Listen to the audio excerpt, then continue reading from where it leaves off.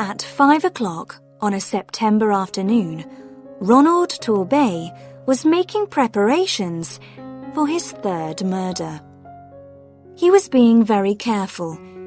He realized that murdering people becomes more dangerous if you do it often. He was in the bathroom of the house that he had recently rented. For a moment, he paused to look in the mirror. The face that looked back at him was thin, middle-aged, and pale.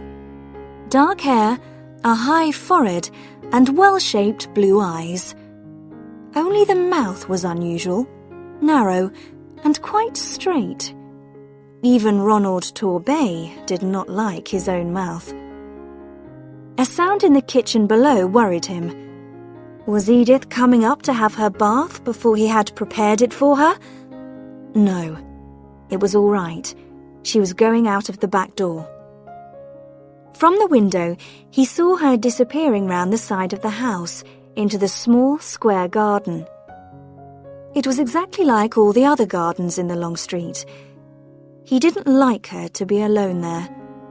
She was a shy person, but now new people had moved into the house next door, and there was a danger of some silly woman making friends with her. He didn't want that just now. Each of his 3 marriages had followed the same pattern. Using a false name, he had gone on holiday to a place where no one knew him. There, he had found a middle-aged, unattractive woman with some money of her own and no family. He had talked her into marrying him, and she had then agreed to make a will which left him all her money. Both his other wives had been shy too. He was very careful to choose the right type of woman, someone who would not make friends quickly in a new place. Mary, the first of them, had had her deadly accident almost unnoticed in the bathroom of the house he had rented.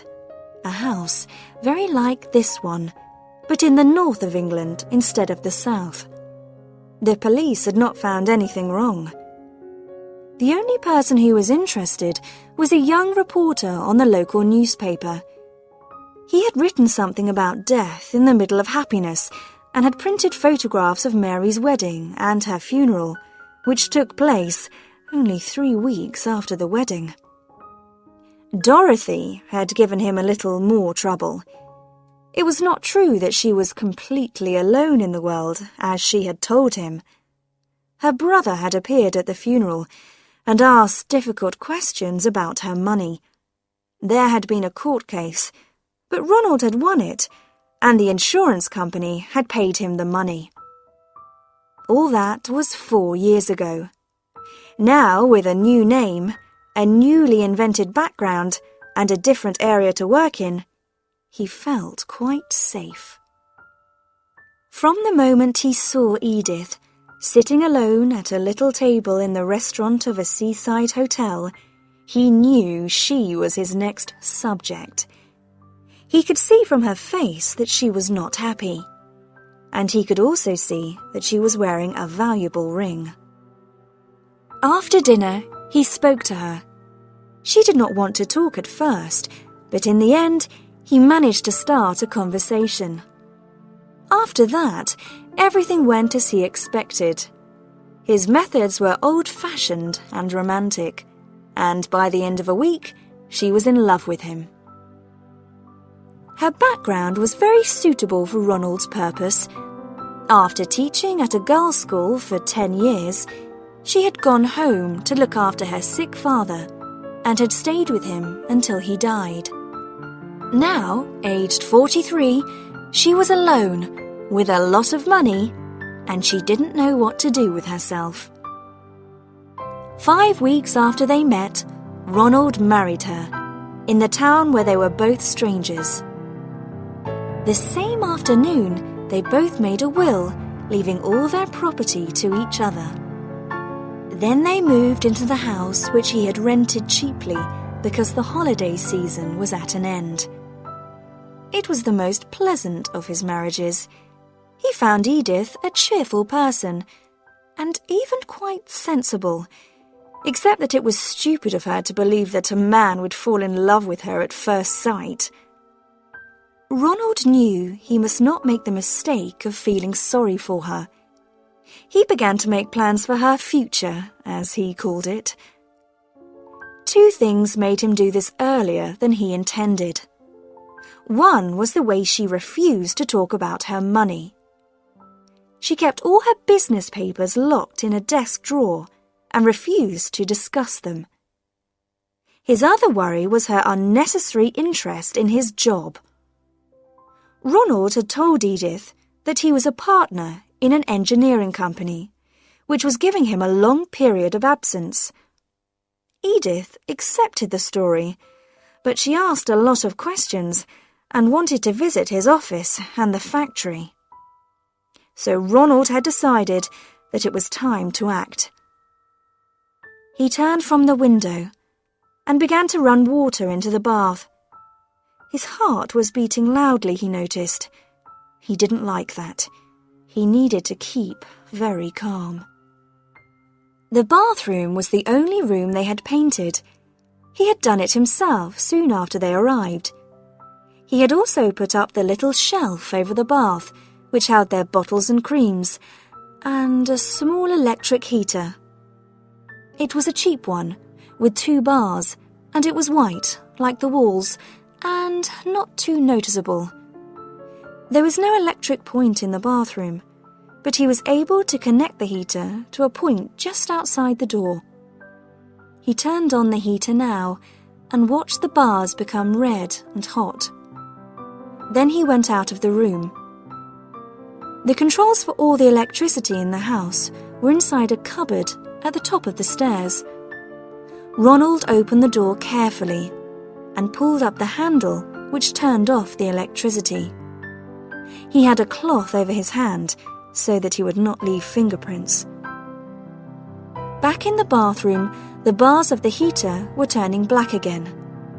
Still using the cloth, he lifted the heater from the shelf and put it into the bath water at the bottom end of the bath. Of course, you could still see it. It looked as if it had fallen off the shelf by accident. Edith was coming back from the garden. He could hear her moving something outside the kitchen door. He pulled a small plastic bottle out of his pocket and began to read again the directions on the back. A small sound behind him made him turn suddenly. There was Edith's head, only 2 meters away, appearing above the flat roof of the kitchen which was below the bathroom window. She was clearing the dead leaves from the edge of the roof. She must be standing on the ladder which was kept outside the kitchen door. He stayed calm. "What are you doing there, dear?" Edith was so surprised that she nearly fell off the ladder. "Oh, you frightened me. I thought I'd just do this little job before I came to get ready." "But I'm preparing your beauty bath for you." "It's kind of you to take all this trouble, Ronald."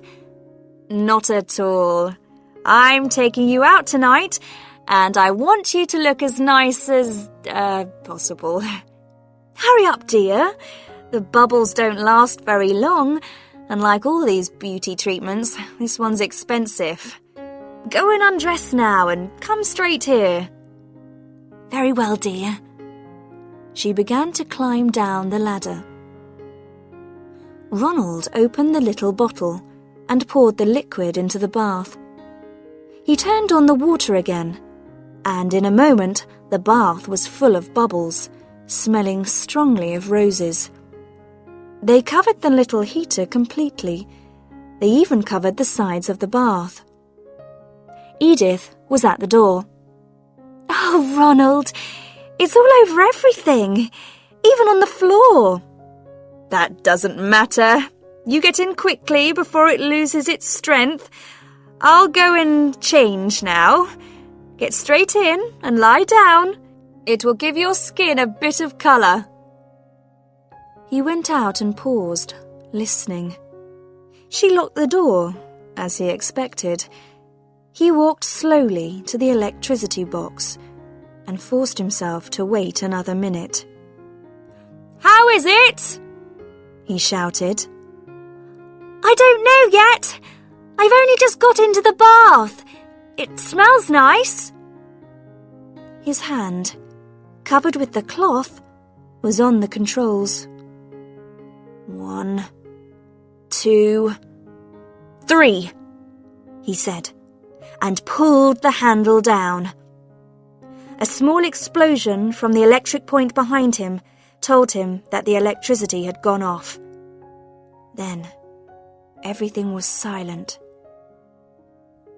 After a time, he went and knocked on the bathroom door. "Edith?" There was no answer, no sound, nothing. Now he had to prepare the second stage. As he knew well, this was the difficult bit. The discovery of the body must be made, but not too soon. He had made that mistake with Dorothy's accident, and the police had asked him why he had got worried so soon. This time, he decided to wait half an hour before he began to knock loudly on the bathroom door, then to shout for a neighbour, and finally to force the lock. There was something he wanted to do now. Edith's leather writing case, which contained all her private papers, was in the drawer where she kept her blouses. He had discovered it some time ago, but he had not forced the lock open because that would frighten her. Now, there was nothing to stop him. He went softly into the bedroom and opened the drawer. The case was there. The lock was more difficult than he expected, but he finally managed to open the case. Inside, there were some financial documents, 1 or 2 thick envelopes, and on top of these, her post office savings book. He opened it with shaking fingers and began reading the figures. £17,000, £18,600, £21,940. He turned over a page, and his heart jumped wildly. On the 4th of September, she had taken almost all the money out of her savings account.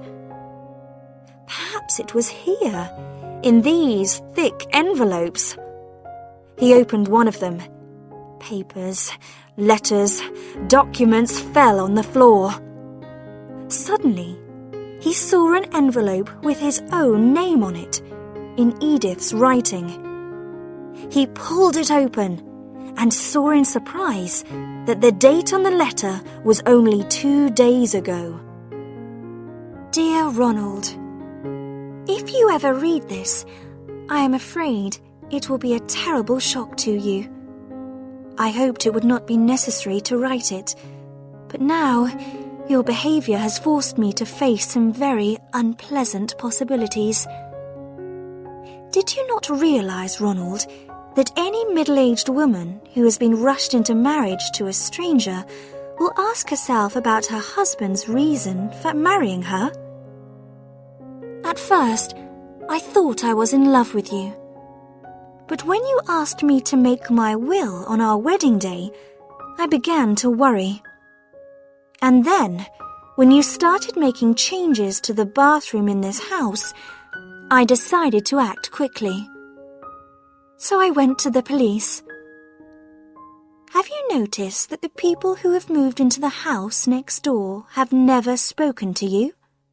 Well, they are not a husband and wife, but a police inspector and a policewoman.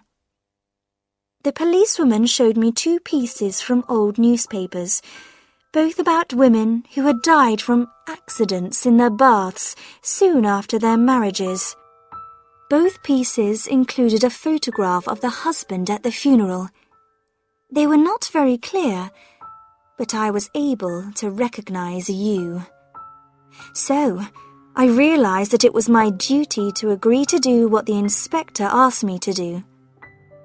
The police have been looking for the man since the photographs were given to them by your second wife's brother. The inspector said the police needed to be sure that you were guilty. You must be given the opportunity to try the crime again. That's why I am forcing myself to be brave and to play my part. I want to tell you something, Ronald. If one day you lose me, out of the bathroom, I mean, you will find that I have gone out over the kitchen roof and am sitting in the kitchen next door. I was stupid to marry you, but not quite as stupid as you thought. Yours, Edith. Ronald's mouth was uglier than ever when he finished reading the letter. The house was still quiet. But in the silence, he heard the back door open suddenly, and heavy footsteps rushed up the stairs towards him.